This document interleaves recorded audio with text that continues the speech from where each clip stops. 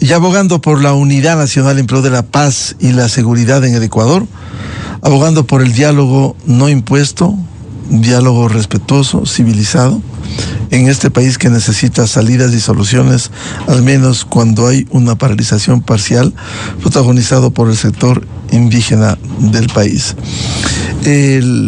Queremos saludar a la analista política para el Ecuador y Bolivia, ella es de Bolivia.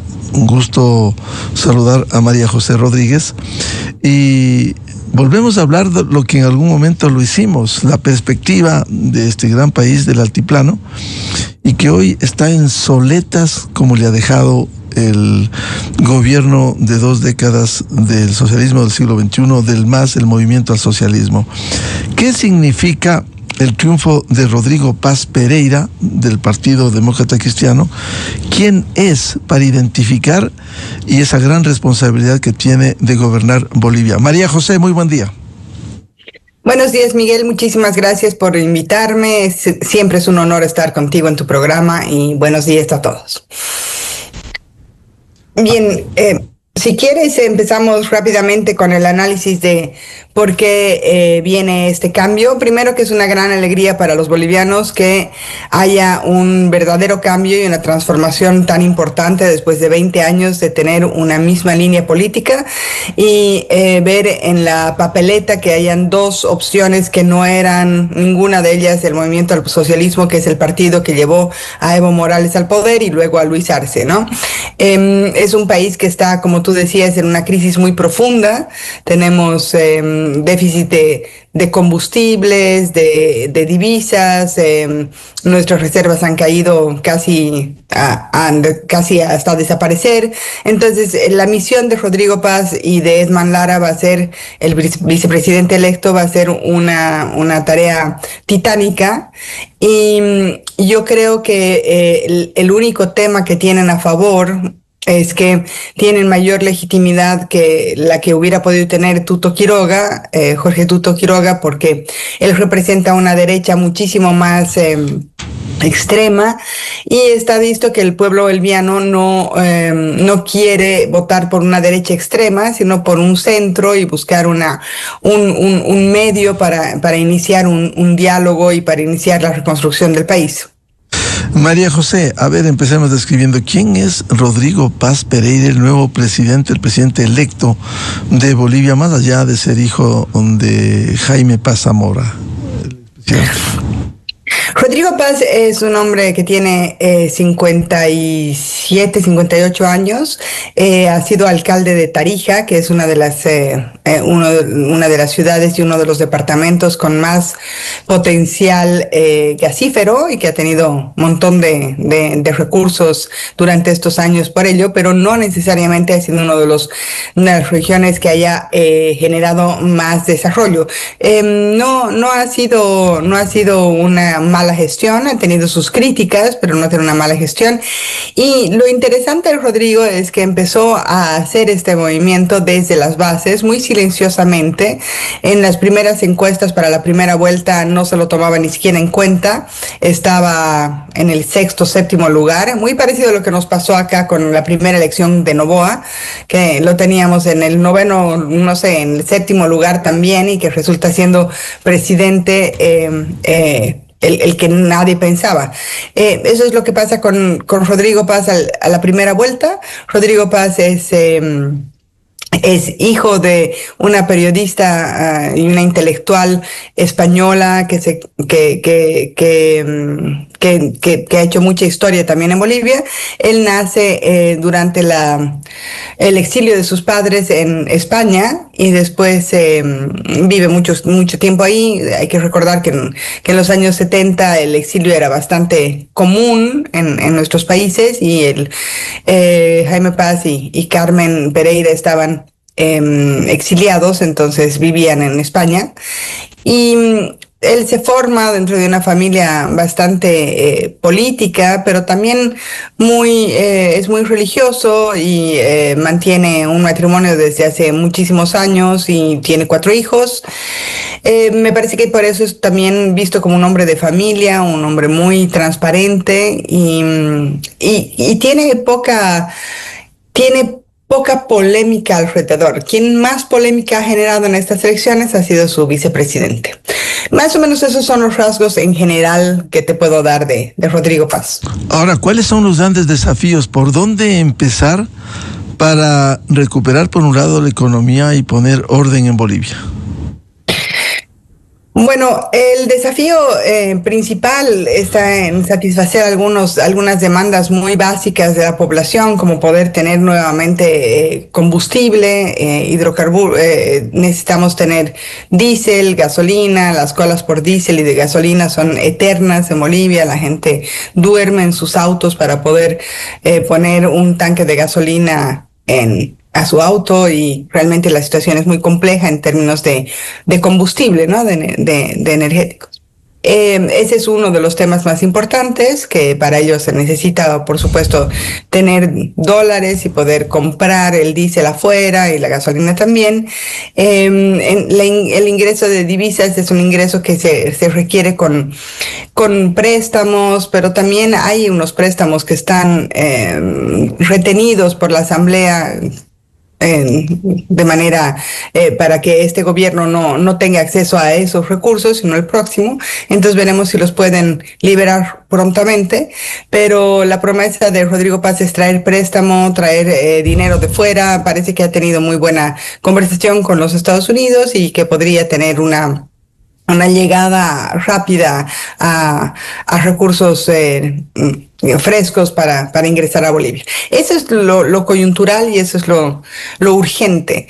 El tema medular quizá es el de reconstruir la confianza en las instituciones, pero también el de volver a hacer que el pueblo boliviano dialogue entre sí, ¿no? Esta campaña ha sido terriblemente brusca, ha sido una campaña con muchísima guerra sucia y ha dividido más a la población boliviana.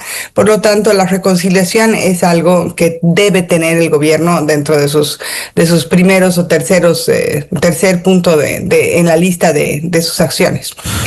Diría que esos son los temas más importantes. No va a ser fácil, tiene que levantar subsidios, va a tener que subir impuestos, y para eso va a necesitar mucho apoyo y legitimidad de la población. Creo que él tiene un proyecto interesante, ha logrado que los economistas y gente muy especializada en el manejo de lo público pueda ayudarlo, y venga del partido de Doria Medina, que estaba también en la primera vuelta. Me parece que eso tiene mucho a favor y va a poder tener mucha fuerza técnica para lograr estos desafíos. ¿Y podrá María José, si, como dices, apoyo de la población, también de la legislatura, no tiene mayoría como para hacer las reformas necesarias?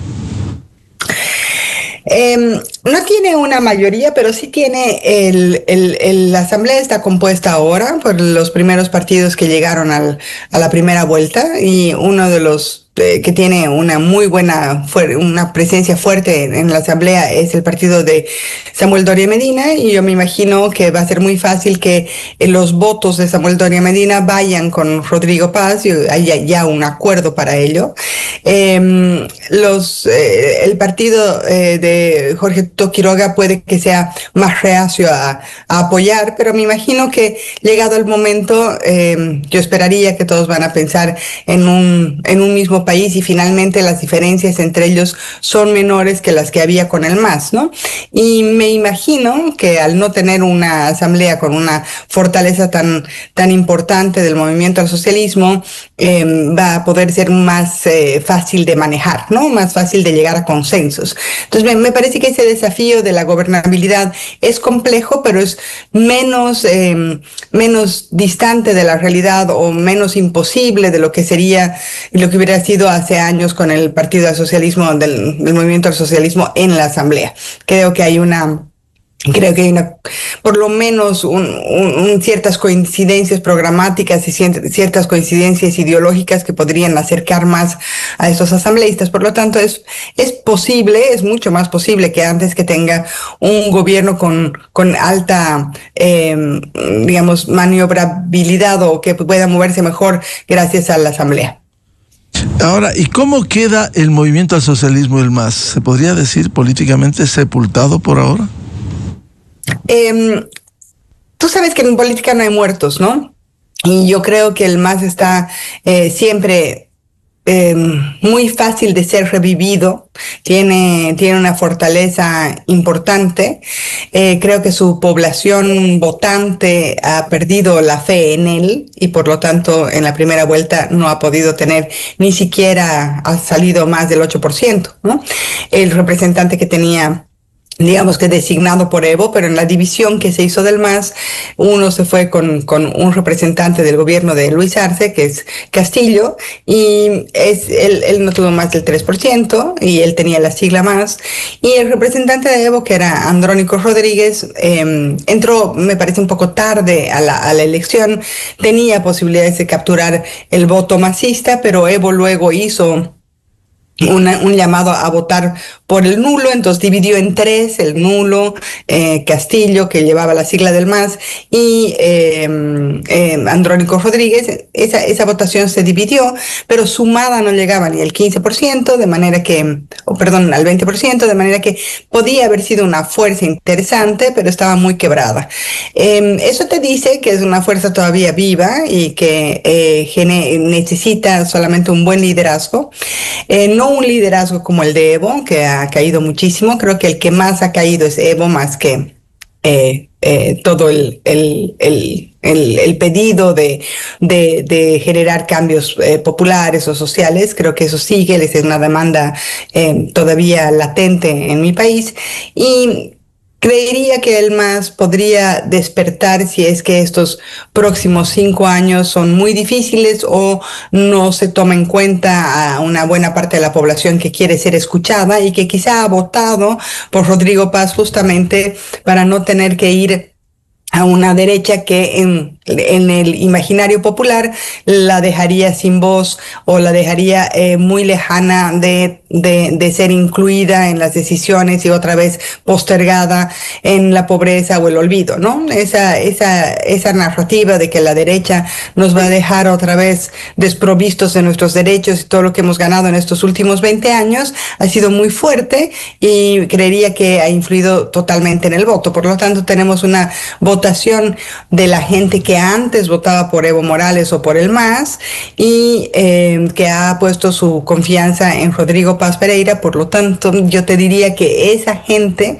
siempre va a estar sensible a los cambios, sensible a las demandas populares, sensible al tipo de gobierno que se dé. Por supuesto, primero tenemos que recuperar Bolivia de la crisis y la gente y todo el mundo está en Bolivia conscientes de que van a ser días muy duros y habrá que mejorar poco a poco y luego volveremos a conversar sobre estos puntos de representación, de inclusión, que no se van a dejar de lado de la agenda. ¿Y cómo quedan sus líderes, por un lado divididos, Luis Arce Catacora, el presidente saliente, y el Evo Morales, incluso enjuiciado? ¿Cuándo le llega la justicia luego de las presuntas acusaciones de violación? Habrá que esperar un poco en el próximo gobierno. Me imagino que empezar con hacer juicios o de querer ver a Evo tras las rejas o a hacerle un juicio político y económico, digamos, a Luis Arce es muy apresurado. Es un momento muy delicado en el país, las tensiones están a flor de piel, por lo tanto un paso así de fuerte tal vez deba hacerse cuando la economía está algo mejor, ¿no? Recordemos que los grandes cambios en Bolivia, como el gobierno de Yanine Áñez, que fue muy torpe en estos temas después de de los primeros meses de interinato, cuando hubo persecución o hubo persecución política y querer hacer juicios políticos en un interinato tan corto, ha dejado a Bolivia ciertas heridas todavía abiertas, y esa torpeza con la que se actúa en ese gobierno terminó trayendo nuevamente al movimiento al socialismo en las siguientes elecciones. Entonces hay que tener mucho cuidado y mucho tino de manejar los temas políticos en Bolivia con la suficiente altura y amplitud y generosidad como para lograr que sea un país que se reconcilie primero y después veamos los temas. Es necesario hacer justicia, pero si lo vemos en una perspectiva histórica, son dos líderes que ya no tienen una cabida como la que tenían. Evo no puede estar más recluido, está en el Chapare, no tiene una vida política activa ahorita, ha estado hablando, etcétera, etcétera, en las radios, pero ha perdido muchísima fuerza. Luis Arce se va realmente destruido y no va a poder levantar cabeza, y seguramente después veremos si es que hay juicios o algo, pero sí los juicios a sus hijos que se presumen han cometido actos de corrupción, sí se van a seguir, me imagino, muy pronto, porque estaban ya en camino.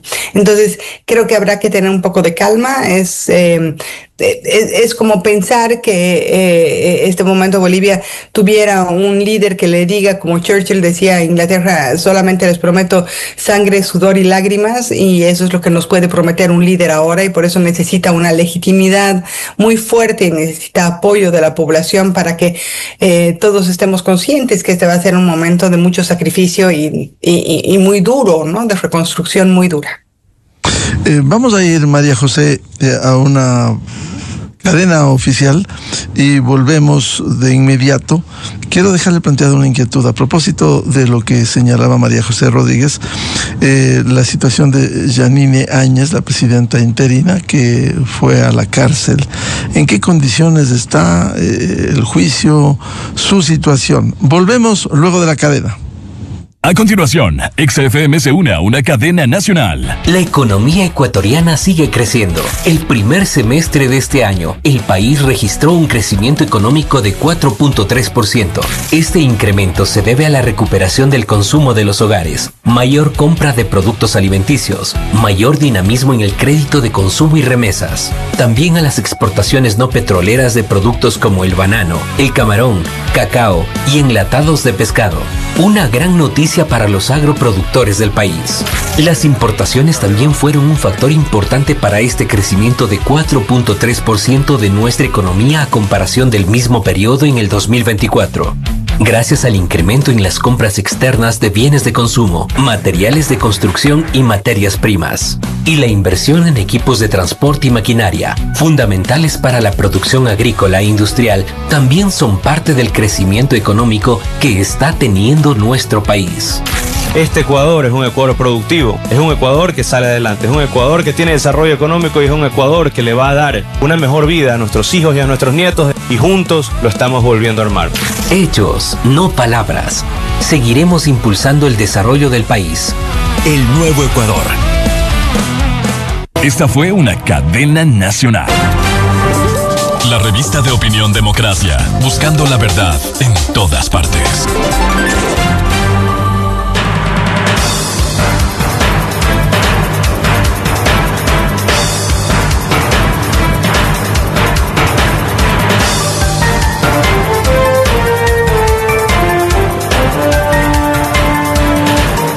Un minuto con el territorio continental ecuatoriano, buscando la verdad y abogando por la unidad nacional en pro de la paz, la seguridad, el diálogo sin imposiciones, porque este país recupere la normalidad, el sector productivo, el comercio, la industria.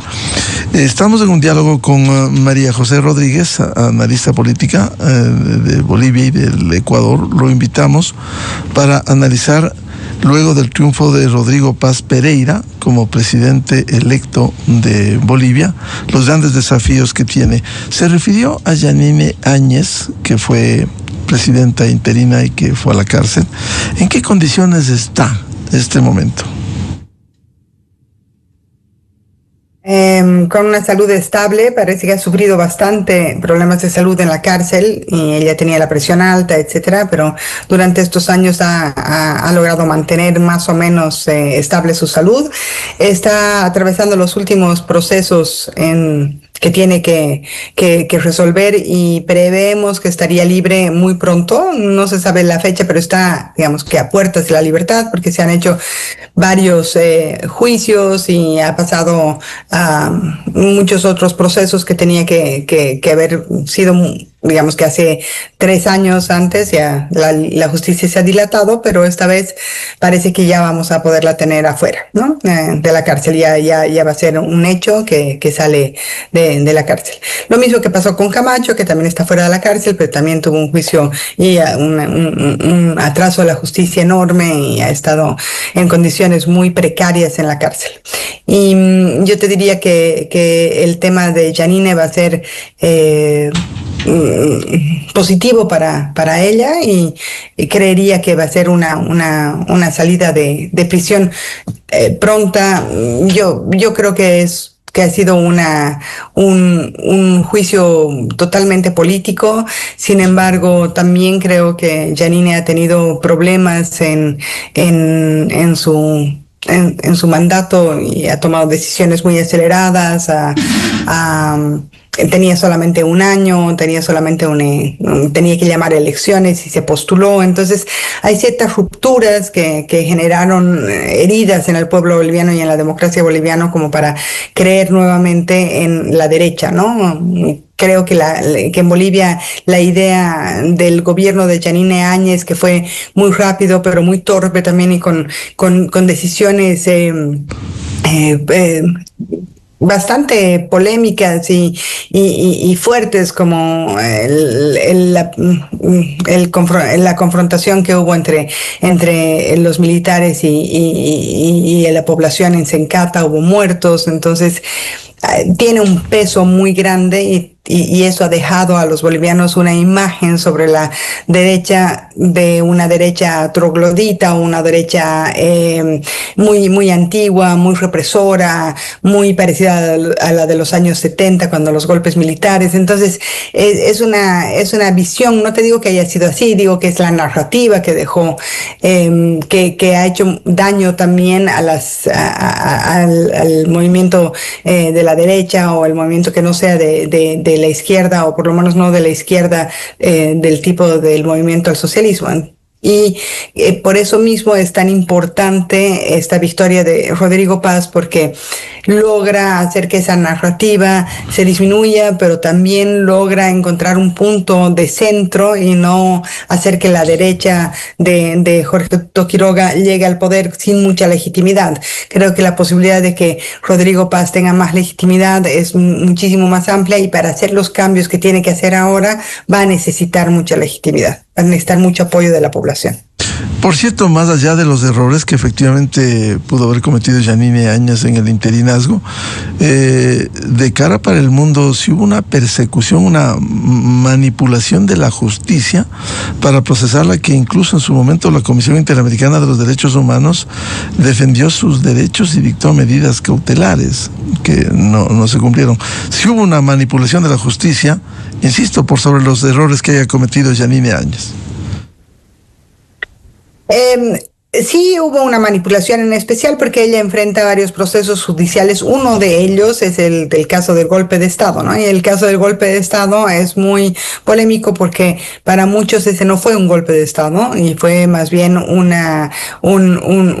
levantamiento popular, ¿no es cierto? Fue un levantamiento ciudadano, y recordemos, fue cuando Evo Morales se deja el poder, se va con su vicepresidente, y la presidenta del Senado tampoco estaba en condiciones de asumir, tampoco estaba en el país, y entonces la que le tocaba constitucionalmente era a Janine Áñez. Es así que asume el poder, ¿no? Entonces no es que hubo un golpe de Estado, pero en la narrativa del movimiento al socialismo esto ha sido un golpe de Estado, y por eso es que enfrenta un juicio digamos, el más fuerte, ¿no? En el caso de Sacaba, en el caso de las muertes de civiles, esto ya tiene un juicio de responsabilidades, no es un juicio político, no es un juicio como lo estaba llevando. Sí es un juicio que ella va a tener que enfrentar y va a tener que demostrar cómo pasó. Eso sigue su curso, pero creo que lo más complejo es el tema del golpe de Estado. Y es complejo porque habrá que ver si eso va a quedar en los libros de historia, si quedará como golpe de Estado o quedará como una sucesión constitucional y una huida de Evo Morales, que es lo que realmente sucedió, ¿no? Sin embargo... Claro, para el registro histórico, María José, Evo Morales renunció y huyó, le auxilió México y renunció. Después se habló del golpe de Estado, ¿no? Se entiende que podría haber sido un golpe de Estado porque el general a cargo de las Fuerzas Armadas le dijo, sería mejor que usted se vaya. Entonces eso está tomado como que las Fuerzas Armadas lo empujan a irse y entonces él tiene que irse. Yo creo que ahí hay una lectura antojadiza de lo que pasó en la historia. Sin embargo, es, como te digo, todavía algo que se tiene que volver a tratar y eso la historia y los bolivianos merecemos que se trate nuevamente, pero hay que respirar un poco y esperar un tiempo hasta que se calmen las aguas y que la economía se fortalezca. Ahora, María José, ¿cómo ves las relaciones internacionales que va a asumir el presidente electo Rodrigo Paz Pereira? Por ejemplo, ya no irá más de ese respaldo a la dictadura de Venezuela, las relaciones con Cuba o la solidaridad con la dictadura de Nicaragua. ¿Esto va a cambiar de rumbo? Él lo acaba de decir, dijo que Bolivia está abierta al mundo y que el mundo debe volver a mirar a Bolivia como un país amigo, ¿no? Entonces, llamar al mundo a Bolivia y poner a Bolivia en el mundo es una de sus frases, como se espera.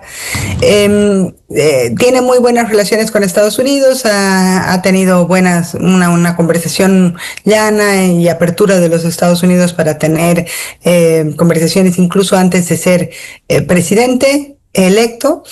Tiene muy buenas relaciones con los países europeos y va a tener también buenas relaciones con Argentina, con los países vecinos. Yo creo que es un muy buen momento para Bolivia para volver a abrirse. El gran problema de Bolivia es que durante todos estos años no se hizo exploración en el gas, por lo tanto no tenemos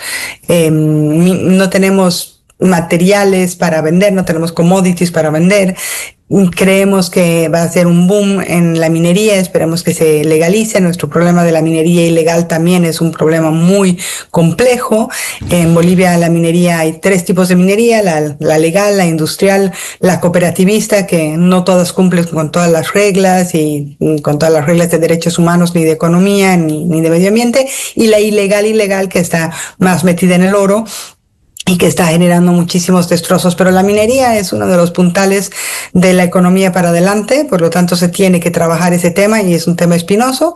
Y está el tema de la agroindustria, y la agroindustria no extensiva, que busquemos que no siga depredando la Amazonía y los bosques chiquitanos. Entonces son esos 2 elementos, 2 grandes poderes que vamos a tener. Curiosamente, uno está en la parte más de sierra boliviana, y la otra está en la parte amazónica, que es la agroindustria, y ahí está Santa Cruz y está Potosí. Entonces vamos a volver a tener estos pesos del oriente y del occidente, ¿no? Que como en Ecuador estamos bastante divididos entre los de la sierra y los de las tierras bajas. Entonces ahí van a haber 2 poderes económicos interesantes que tienen que impulsarse.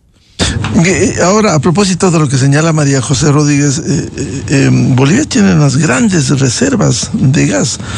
¿Cómo enfrentar y volver a explorar y explotar esto que puede darle ingentes recursos, al igual que la minería? Hablando de la minería formal, controlada, con controles rigurosos del Estado, que le permita generar recursos que tanto necesita Bolivia. Yo te digo, el tema del gas es un tema bastante complejo porque Bolivia todavía no ha logrado tener exploración, entonces para tener la exploración van a pasar algunos años. No se invirtió en exploración durante los 20 años de bonanza del socialismo del socialismo del siglo XXI representado por el MAS. No hubo inversión, ni un poquitito de inversión en seguir buscando gas, simplemente se extrajo todo lo que había y no se invirtió más. Por lo tanto, no tenemos gas para adelante ni para vender y probablemente algún rato falte también para la población boliviana. Este es el típico ejemplo de pan para hoy, hambre para mañana, porque hace 15 años estábamos viviendo el boom del gas, pero no estábamos invirtiendo para que ese boom se mantenga. Hoy día el gasoducto que se utilizaba para exportar gas al Brasil, lo está utilizando Argentina para exportar su gas al Brasil, ¿no? Cuando antes le exportábamos nosotros a la Argentina y después al Brasil, ahora Argentina tiene suficientes inversiones, ha hecho lo que tenía que hacer, ha hecho los descubrimientos necesarios, ha hecho la exploración y ahora está explotando, lo cual nos deja en una situación muy complicada porque el gas tampoco vamos a tener dónde exportarlo, pero ¿Y por qué se llegó a esta situación? El populismo, la demagogia, ¿por qué? Como te digo, este es un tema de pan para hoy, hambre para mañana, porque todo el dinero que teníamos del gas se invirtió en otras cosas, como en canchas de césped artificial, escuelas, que hoy día son interesantes, son importantes, pero no es una prioridad eso, no es el bienestar de la mayoría. Sí, bueno, y además que son escuelas que en poblaciones que tienen, no sé, 5,000 habitantes, hay 3 escuelas, ¿no? Y hacen competencia. Entonces, no sé, en pueblitos de 1,000 habitantes tienes 2 escuelas. Es ilógico, ha sido una inversión muy populista, muy para campañas. No se ha invertido en la exploración, se ha hecho mal uso de esos recursos y hoy día estamos pagando las consecuencias de aquello. Y tampoco tenemos una seguridad jurídica como para atraer a grandes inversiones mineras. Las pocas inversiones grandes mineras que vinieron ya están instaladas, tienen problemas de avasallamientos, tienen problemas de cooperativas que están buscando trabajar en sus zonas de concesión. No hay respeto a la concesión, no hay respeto a la seguridad jurídica, a las leyes, pero las empresas que están trabajando en Bolivia por la paz social tienen que ceder parte de sus concesiones a las cooperativas para que las cooperativas puedan trabajar. Si tú sabes un poco de la historia de Bolivia, el Cerro Rico es el cerro que lleva plata, se dice, a España durante siglos, ¿no es cierto? Y es el cerro que sigue teniendo plata y que sigue siendo rico y sigue siendo trabajado.